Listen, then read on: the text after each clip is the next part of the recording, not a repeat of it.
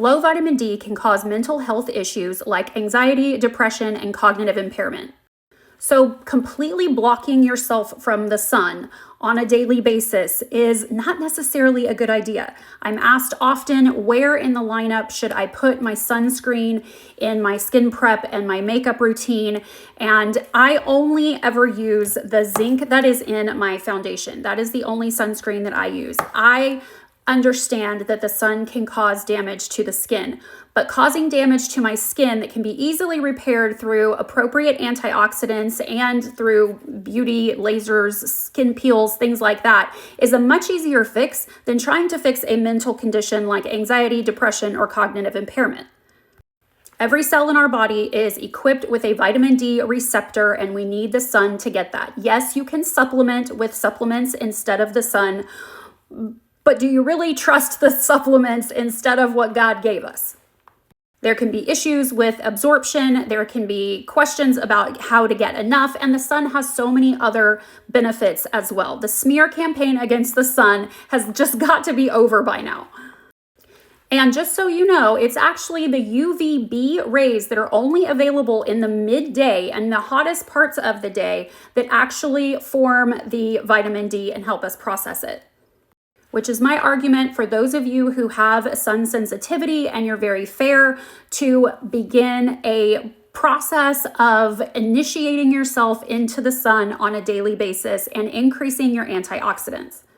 Start with 2 or 3 minutes of unprotected, that means your eyes too, no sunglasses, nothing on your face.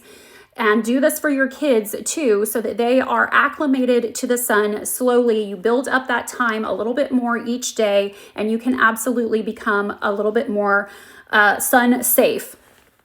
You can also take supplements like astaxanthin and other carotenoids, but be very careful to check your existing foundations for added chemical sunscreens like methoxycinnamate, octinoxate, avobenzone, oxybenzone. These have all been removed from the FDA's safe and effective list back in 2019. There is proof that those chemical sunblocks can actually cause cancer. They do hormone disruption. They are absolutely not safe anymore. And they're still able to put them in the makeup. You want your zinc to be non-nano so that it can't be inhaled. It is toxic when it's in the lungs.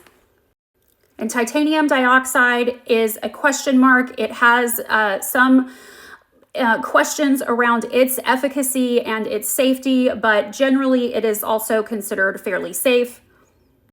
But if you were to pursue antioxidants in your skincare and in your diet, the same way that you have pursued sunblock and sun protection, you would actually see not just a protective measure, but a reverse signs of aging and give yourself possibly 10 years back. I'm just saying, if you really wanted to increase big pharma sales, blocking people from getting adequate amounts of vitamin D would be the perfect way to do it.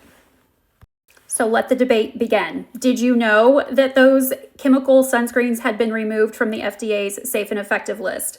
Did you know that zinc is a physical blocker and that blocking the sun means that you are blocking your body's ability to process vitamin D?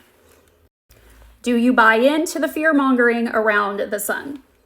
I rely on our custom complexion bundle with our medium foundation that can be lightened or darkened to anybody's skin tone. And it also has a setting powder that comes with it. And that is the only thing that I do on a daily basis, unless I'm going to be out in the sun during an overexposure time, in which I would use a product that contains only zinc, non-nano zinc. But if you're going to use a separate sunscreen and you're going to protect your skin daily, the lineup of where it goes in your makeup or skin prep routine doesn't really matter because it is a physical blocker. As long as it is there, if there's something on top of it, it's still under there doing its job, or it's sitting on top doing its job. So I would say play around with it and see how it works best with your skin and with longevity and the durability throughout the day and the finish and all of those things. But practice makes perfect. See where it works for you best. I typically would say to do it after your skin prep and before foundation. And lastly, if your question is about the SPF of our foundation, I can't tell you that because the term SPF is only designated by the FDA and you have to pay for their process to do that. So there are plenty of products and ingredients out there that actually block the sun from damaging your skin in different antioxidant ingredients, different oils. There's all kinds of things that do it, but we can't assign an SPF to them because that is an FDA regulated phrase or terminology. And it was created back in 1974.